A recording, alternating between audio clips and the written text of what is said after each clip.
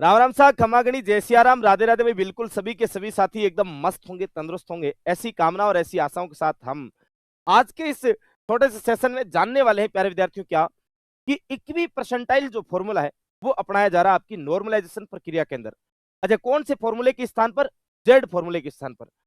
अच्छा, हालांकि मैं इस फॉर्मूले के ऊपर बहुत पहले ही, आज से लगभग 1-1.5 महीना पहले ही आपके चर्चा कर चुका हूं, क्योंकि आप सभी को बहुत अच्छे से पता है कि पशु परीक्षण का जब आपके रिजल्ट जारी किया गया था, उस समय विद्यार्थियों के साथ आपके बहुत भयंकर तरीके से आपके खिलवाड़ किया गया। और उस समय जब धरना प्रदर्शन हुए तो हम गए वहां पर, और बोर्ड अध्यक्ष जी ने कहा कि अगर आपके पास कोई फॉर्मूला है तो आप हमें दे दीजिए। अब विद्यार्थी कहीं का फॉर्मूला दे दिए। बोर्ड अध्यक्ष ने चर्चा की, पता चला इधर अपने एसएससी के अंदर जो है एक ताजा ताजा फॉर्मूला अपनाया गया है, वो है इक्वी परसेंटाइल फॉर्मूला। और राजस्थान के अंदर जो जेड फॉर्मूला था, उसमें कहीं ना कहीं आपकी जो प्रायोरिटी थी वो शिफ्ट वाइज नहीं मिल पा रही थी। कहीं ना कहीं हमने देखा पशु परीक्षण में एक ही शिफ्ट से सारे विद्यार्थी पास हो रहे, बाकी शिफ्ट वालों का नंबर ही नहीं आ रहा है। कहीं ना कहीं ये बहुत बड़ा विद्यार्थियों के साथ आपके धोखा था, अन्याय था। हालांकि नॉर्मलाइजेशन बंद नहीं हुआ है, नॉर्मलाइजेशन अभी भी होगा, लेकिन अब एक नया फॉर्मूला इक्वी परसेंटाइल फॉर्मूला आपके अपनाया जा रहा है। हालांकि मैंने कहा कि लगभग 1-1.5 महीना पहले ही अपने इसी यूट्यूब चैनल के ऊपर मैंने एक वीडियो बना करके ना आपको बहुत अच्छे से बताया था कि इक्वी परसेंटाइल फॉर्मूला आपके क्या होता है। और आप सभी को बहुत अच्छे से अब तक तो पता भी चल चुका होगा। जब मैंने आपके सामने चर्चा की थी, मैंने कहा कि अपने भी बोर्ड को इसी फॉर्मूले को आपके अपना लेना चाहिए। और आलोक राज जी ने आपके उस समय चर्चा भी की थी कि भाई बिल्कुल एसएससी का ये फॉर्मूला जो है बहुत अच्छा लग रहा है, लेकिन हम अभी इसी के ऊपर चिंतन कर रहे हैं, जैसे ही हम इसको अपनाएंगे हम आपको जो है अपडेट कर देंगे, ऐसी बातें हुई थी। आज अब जेल प्रेरी वालों की भाई साहब मौज हो गई। कैसे सर? रिजल्ट का बहुत लंबे समय वो आपके इंतजार कर रहे हैं, लेकिन नॉर्मलाइजेशन का डर भी लग रहा है कि यार कहीं इसके नाम पर हमारे साथ धोखाधड़ी ना हो जाए, इसलिए भाई वो चुपचाप बैठे भी थे। लेकिन अब बहुत अच्छी बात यह है कि जेल प्रहरी के अंदर आपके जेड फॉर्मूला नहीं अपना करके इक्वी परसेंटाइल फॉर्मूला जो आपके अपनाया जाएगा। इसके आगामी जो भी भर्ती परीक्षाएं होगी, चाहे वो वीडियो हो, चाहे पटवार हो, चाहे राजस्थान पुलिस हो, चाहे फोर्थ ग्रेड हो, जो भी एक से अधिक आपकी शिफ्ट के अंदर एग्जाम्स होगी, उन सब में इक्वी परसेंटाइल फॉर्मूला अपनाया जाएगा।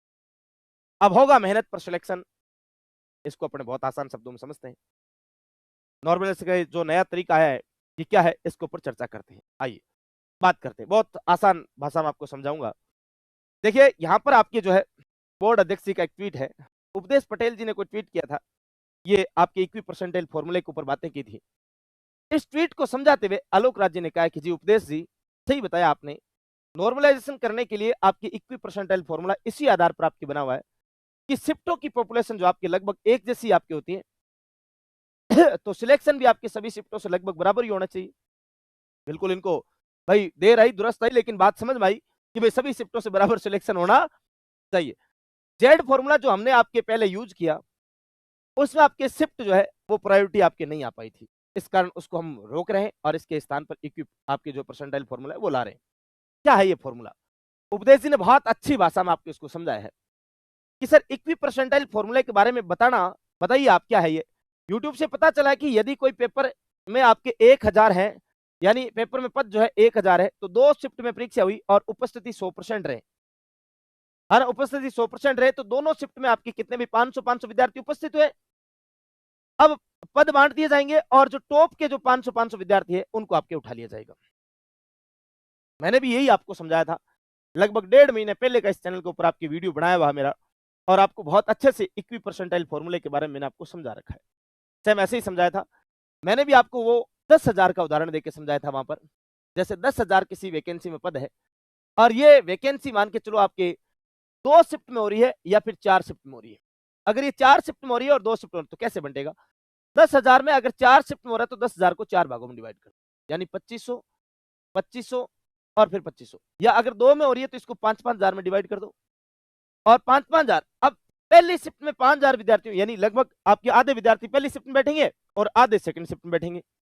तो पहली शिफ्ट के अंदर जितने विद्यार्थी बैठे उनके जो टॉप 5,000 विद्यार्थी उनको पकड़ा जाएगा, और उनकी जो कैटेगरी वाइज जो पद होंगे उस आधार पर डिवाइड कर दिया जाएगा।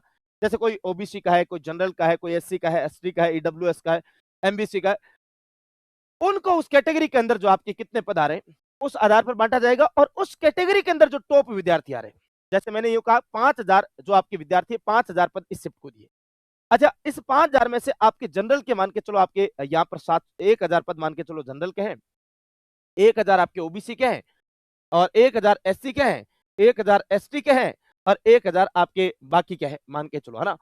तो इसमें क्या होगा, इन टॉप 5000 मतलब ये नहीं कि ऊपर वाले जो टॉप 5000 उनको उठा लिया, नहीं, कैटेगरी वाइज जनरल के 1000 बच्चे उठाया जाएगा, ये 1000 शिफ्ट आपकी जो है सीट फुल होगी जनरल की। इधर 1000 बच्चे ओबीसी को उठाए जाएंगे, ओबीसी की सीट फुल।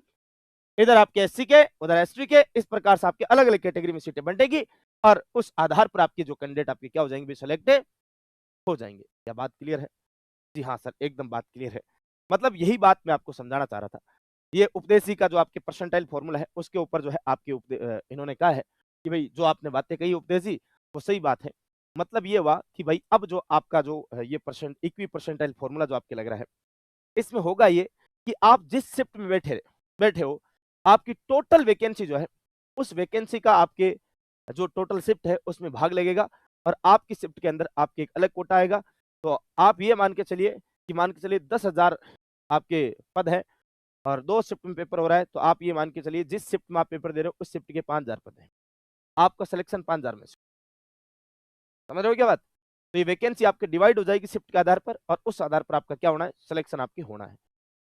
फिर चाहे आपकी शिफ्ट चाहे हार्ड हो, चाहे आपकी आसान हो, उससे कोई फर्क है नहीं पड़ेगा। हार्ड होगी तो आपकी शिफ्ट वाले सभी के लिए हार्ड होगी, और आसान होगी तो आपकी शिफ्ट वालों सभी के लिए आपके आसान होगी। सिलेक्शन दोनों शिफ्टों में से क्या होंगे, बराबर होंगे। इसका आप कोई फर्क है नहीं पड़ने वाला है। तो ये खास बात थी। तो ये सारी बातें आपको बहुत अच्छे से एकदम क्लियर हो चुकी होगी। उम्मीद करता हूं कि आपको ये चीजें आसानी से एकदम क्लियर हो चुकी है। फिर मिलते हैं कोई नई अपडेट के साथ, तब तक के लिए बहुत बहुत धन्यवाद। नमस्कार, जय हिंद, जय भारत, राम राम सा, खम्मा गणी, जय सिया राम, राधे राधे।